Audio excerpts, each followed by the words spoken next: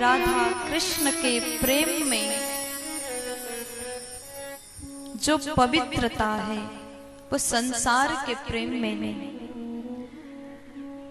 इसलिए जब भी प्रेम की चर्चा आती है तो पहले नाम राधा कृष्ण के लिया जाता है।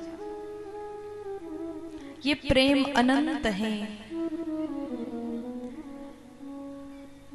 आज जैसे राधा रानी ने भगवान को देखा,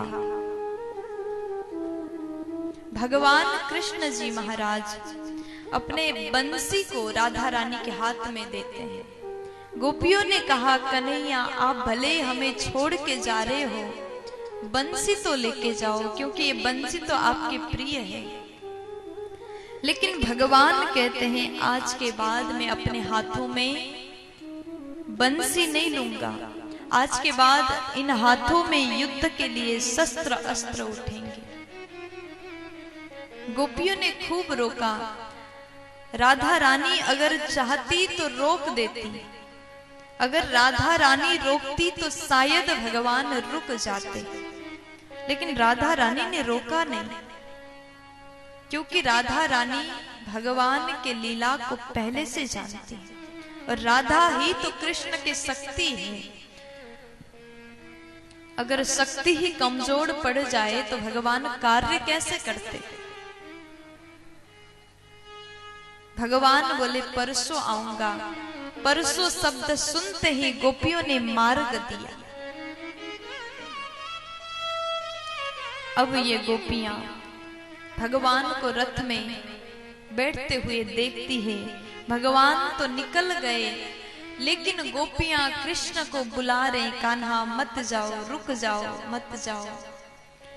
जहां तक भगवान कृष्ण का रथ दिखाई दिया देखती रही, रथ से उड़ा धूल जहां तक दिखाई दिया देखती रही। अब भगवान का रथ अदृश्य हो गया। गोपियां वहीं पर लेट करके रोते हुए कृष्ण को पुकारने लगी। लेकिन ये दृश्य देख करके अक्रूर जी को लगा कि न जाने किसने मेरा नाम अक्रूर रख दिया, लेकिन मुझसे बड़ा क्रूर, मुझसे बड़ा पापी कोई भी नहीं है। मैंने गोपियों के प्राण को छीन लिया और गोपियों के प्राण को मैं लेके जा रहा हूं। अक्रूर जी उदास हो गए। भगवान ने अक्रूर की ओर देखा। अक्रूर जी के चिंता को देख करके कहते हैं, अक्रूर जी इसमें आपकी कोई दोष नहीं, आपकी गलती नहीं है। अक्रूर जी को भगवान ने अपने माया का दर्शन कराया। अक्रूर जी समझ गए ये सब भगवान की लीला है। नहीं तो राधा रानी हर समय भगवान के पास हो तो हृदय में निवास करती। राधा कृष्ण कभी अलग होके भी अलग नहीं है, ये बात अक्रूर जी समझ गए। अब जैसे मथुरा में गए, भगवान के सखा पहले से मथुरा में आ चुके थे, नंद बाबा आ चुके थे। अब मथुरा में गए तो भगवान ने अपने पिता से कहा कि हमें शहर घूमना है, देखना है। बाबा ने आदेश दिया। अब अपने सखाओं को लेकर के शहर को घूमने के लिए भगवान निकले। और जैसे समस्त सखा के साथ में प्रभु निकलते हैं, भगवान के सखा ने देखा कि मथुरा के लोग बड़े सुंदर लगते हैं। प्यार से बोल दीजिए ना, ऐसे नहीं, जोर से बोलो ना। भगवान देख रहे मथुरा के लोग बड़े अच्छे लगते हैं। शहर में जाइए तो वहां के लोग थोड़ा अलग टाइप के होते हैं। उनका पहनावा, उनका रहन सहन सब हाई क्लास होता है। तो ये तो गांव से आए थे, वृंदावन से, इनको थोड़ा सा शर्म आ रही है। भगवान से बोले, देखो सब कितने अच्छे लग रहे हैं, हमारा कपड़ा देखो।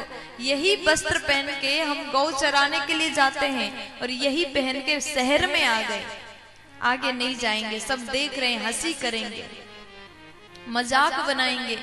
तो भगवान बोले, ठीक है, व्यवस्था करता हूं, चलो मेरे साथ। भगवान गए। कंस का धोबी कपड़ा धो रहा था, वस्त्र धो रहा था।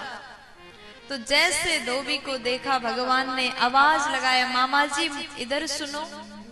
तो धोबी बोला, कौन मुझे मामा बोल रहा है? भगवान बोले, मैं कंस महाराज का भांजा हूं, इसलिए कपड़ा मांग रहा हूं, ये कपड़े हमको दे दो। धोबी कहता, तुम वही हो ना जिसने पुतना को मारा? भगवान बोले, हाँ वही हूं। तो धोबी कहता तुम्हें कपड़ा नहीं दूंगा।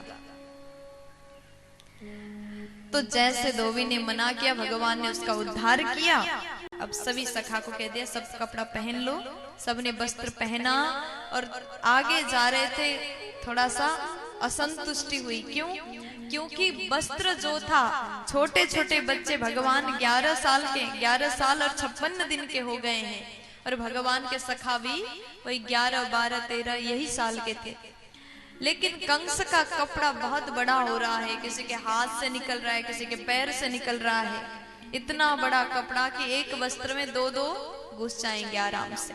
प्यार से बोल दीजिए। अब तो भगवान दर्जी के पास गए, दर्जी से पूरा कपड़ा फिटिंग करवाया। अब बड़े प्यारे लग रहे हैं। ब्रजवासी को लगा कपड़े भी मिल गए, अब चंदन और मिलता, माला और मिलता तो रूप और ज्यादा सुंदर होता। अब थोड़ा आगे गए, माली के पास में भगवान सबको ले गए, माला पहना और आगे चल रहे थे। चंदन मिल जाए सोच ही रहे थे। राजमार्ग से कुब्जा हाथ में चंदन की कटोरी लेकर के जा रही थी। दिव्य सुगंध आया। भगवान ने आवाज लगाया, सुंदरी इधर सुनो। तो सुंदरी तो वहां कोई नहीं था। कुब्जा को सब कुब्जा कहते थे।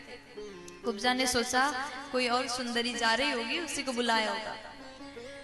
रुकी नहीं। भगवान ने फिर कहा, सुंदरी मैं आप ही को बुला रहा हूँ। कुब्जा को बड़ा आश्चर्य हुआ। आज तक सबने कुब्जा कहा, लेकिन पहली बार किसी ने सुंदरी बोल दिया। पास में गई, भगवान को देखा। भगवान कहते, आपको ही मैं वास्तव में सुंदरी बोल रहा था, क्या आप हमें चंदन लगा दोगी? कुब्जा बोली, क्यों नहीं प्रभु, मैं जरूर लगाऊंगी। अपने हाथों से भगवान के माथे में चंदन लगा दिया। चंदन लगाने के बाद में वो कटोरी सबको दिया। सबने अपने माथे पर चंदन धारण किया और भगवान कुब्जा के ऊपर कृपा कर रहे हैं। अपने चरण, एक चरण कुब्जा के पैर के ऊपर रखा और यहाँ पकड़े। जैसे खींचा, कुब्जा बिल्कुल सीधी हो जाती है। बोलिए कृष्ण कन्हैया लाल की जय हो।